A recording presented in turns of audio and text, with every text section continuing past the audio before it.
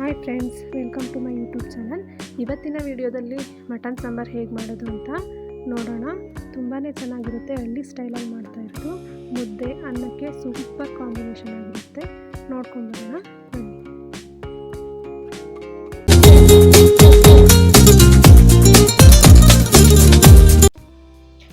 3 kg ಮಟನನ್ನು ನಾನು ನೀರಲ್ಲಿ ಚೆನ್ನಾಗಿ ತೊಳೆದಿಟ್ಕೊಂಡಿದ್ದೀನಿ. ಅದರಲ್ಲಿ ಸ್ವಲ್ಪನೂ ನೀರಿರಬಾರ್ದು, ಡ್ರೈ ಇರಬೇಕು.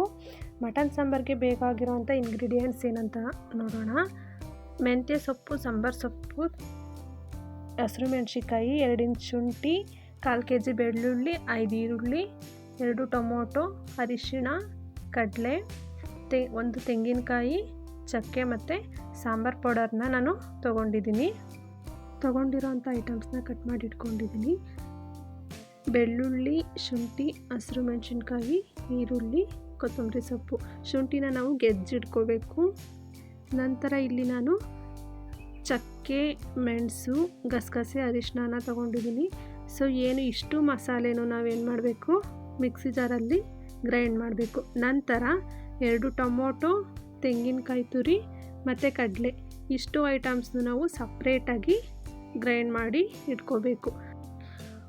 ನೆಕ್ಸ್ಟು ಒಗ್ಗರಣೆ ಮಾಡೋದಕ್ಕೆ ಅಂತ 1 ಈರುಳ್ಳಿ, ಮೆಂತ್ಯ ಸೊಪ್ಪು, ಸ್ವಲ್ಪ ಪುದೀನ ಸೊಪ್ಪನ್ನು ಸಹ ನಾನು ತೊಗೊಂಡಿದ್ದೀನಿ. ಗ್ರೈಂಡ್ ಮಾಡಿರೋ ಅಂಥ ಮಸಾಲೆ ರೆಡಿಯಾಗಿದೆ. 2 ಮಸಾಲೆನೂ ನಾನು ಗ್ರೈಂಡ್ ಮಾಡಿ ಇಟ್ಕೊಂಡಿದ್ದೀನಿ. ನಂತರ ಗ್ಯಾಸ್ ಸ್ಟವ್ ಆನ್ ಮಾಡಿ ತಪ್ಪಲೆ ಇಟ್ಬಿಟ್ಟು 5ರಿಂದ 6 ಸ್ಪೂನು ಆಯಿಲನ್ನು ಆ್ಯಡ್ ಮಾಡಬೇಕು. ನಂತರ ಒಗ್ಗರಣೆ ಹಾಕೋಬೇಕು. ಮೆಂತ್ಯ ಸೊಪ್ಪು, ಪುದೀನ ಸೊಪ್ಪು, ಈರುಳ್ಳಿ, ಒಂದು ಸ್ವಲ್ಪ ಸೋಂಪನ್ನ ಒಗ್ಗರಣೆ ಹಾಕಿ ನಂತರ ರುಬ್ಕೊಂಡಿರುವಂಥ ಶುಂಠಿ ಬೆಳ್ಳುಳ್ಳಿ ಪೇಸ್ಟ್, ಗ್ರೀನ್ ಮಸಾಲೆನ ನಾವು ಫ್ರೈ ಮಾಡಬೇಕು. ಚೆನ್ನಾಗಿ ಅದು 5 ನಿಮಿಷ ಫ್ರೈ ಆಗಬೇಕು. ಅದಾದ ನಂತರ ನಾವು ತೊಳೆದಿಟ್ಕೊಂಡಿರುವಂಥ ಮಟನನ್ನು ಆ್ಯಡ್ ಮಾಡಬೇಕು. ಆ್ಯಡ್ ಮಾಡಿ ಅದನ್ನು ಚೆನ್ನಾಗಿ ನಾವು ಮಿಕ್ಸ್ ಮಾಡಬೇಕು.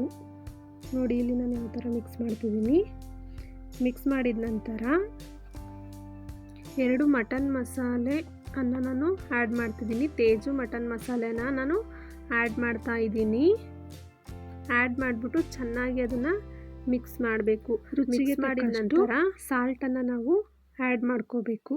ಆ್ಯಡ್ ಮಾಡಿಕೊಂಡು ಚೆನ್ನಾಗಿ ಮಿಕ್ಸ್ ಮಾಡಿ ಒಂದು 30ರಿಂದ 40 ನಿಮಿಷ ಚೆನ್ನಾಗಿ ಅದನ್ನು ಬೇಯಿಸಬೇಕು. ಅದರಲ್ಲಿ ನೀರಿರಬಾರ್ದು, ಫುಲ್ಲು ಡ್ರೈ ಆಗಬೇಕು. ಆ ಥರ ನಾವು ಮಟನ್ ಚೆನ್ನಾಗಿ ಬೆಂದಿದೆ, ನೀರೆಲ್ಲ ಡ್ರೈ ಆಗಿದೆ. ಇವಾಗ ನಾವು ಸಾಂಬಾರು ಪೌಡರ್ನ ನೀರಲ್ಲಿ ಕಲಸಿಟ್ಕೊಂಡಿರಬೇಕು. ಆ ಕಲಸಿಟ್ಕೊಂಡಿರೋ ಅಂಥ ಸಾಂಬಾರು ಪೌಡರನ್ನು ನಾವು ಫ್ರೈಯಲ್ಲಿ ಆ್ಯಡ್ ಮಾಡಿ ಚೆನ್ನಾಗಿ ಮಿಕ್ಸ್ ಮಾಡಬೇಕು. ಮಿಕ್ಸ್ ಮಾಡಿದ ನಂತರ 5 ನಿಮಿಷ ನಾವು ಚೆನ್ನಾಗಿ ಅದನ್ನು ಕುದಿಸ್ಬೇಕು. ನಂತರ ನಾವು ರುಬ್ಬಿಟ್ಕೊಂಡಿರೋ ಅಂಥ ತೆಂಗಿನಕಾಯಿ ಮಸಾಲೆನ ನಾವು ಆ್ಯಡ್ ಮಾಡಿ ಚೆನ್ನಾಗಿ ಮಿಕ್ಸ್ ಮಾಡಬೇಕು. ನೋಡಿ, ಚೆನ್ನಾಗಿ ಮಿಕ್ಸ್ ಮಾಡ್ತಾ ಇದ್ದೀನಿ. ಮಿಕ್ಸ್ ಮಾಡಿದ ನಂತರ ನಾನು ಬಿಸಿನೀರು ಕಾಯಿಸಿಟ್ಕೊಂಡಿದ್ದೆ, ಆ ಬಿಸಿನೀರನ್ನ ಆ್ಯಡ್ ಮಾಡ್ತಾ ಇದ್ದೀನಿ. ಸಾಂಬಾರು ಕನ್ಸಿಸ್ಟೆನ್ಸಿನ ನೋಡಿಕೊಂಡು ನಾವು ನೀರನ್ನು ಆ್ಯಡ್ ಮಾಡ್ಕೋಬೇಕು.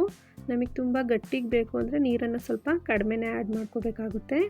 ನಂತರ ನಾವು ರುಚಿಗೆ ತಕ್ಕಷ್ಟು ಉಪ್ಪನ್ನು ಆ್ಯಡ್ ಮಾಡಿಬಿಟ್ಟು ಒಂದು 5 ನಿಮಿಷ ಚೆನ್ನಾಗಿ ಕುದಿಸ್ಬೇಕು. ಮಟನ್ ಸಾಂಬಾರು ಇವಾಗ ರೆಡಿಯಾಗಿದೆ. ಈ ವಿಡಿಯೋ ನಿಮಗೆ ಇಷ್ಟ ಆಗಿದ್ದರೆ ಲೈಕ್ ಮಾಡಿ, ಶೇರ್ ಮಾಡಿ ಆ್ಯಂಡ್ ಸಬ್ಸ್ಕ್ರೈಬ್ ಮಾಡಿ. Thank you for watching.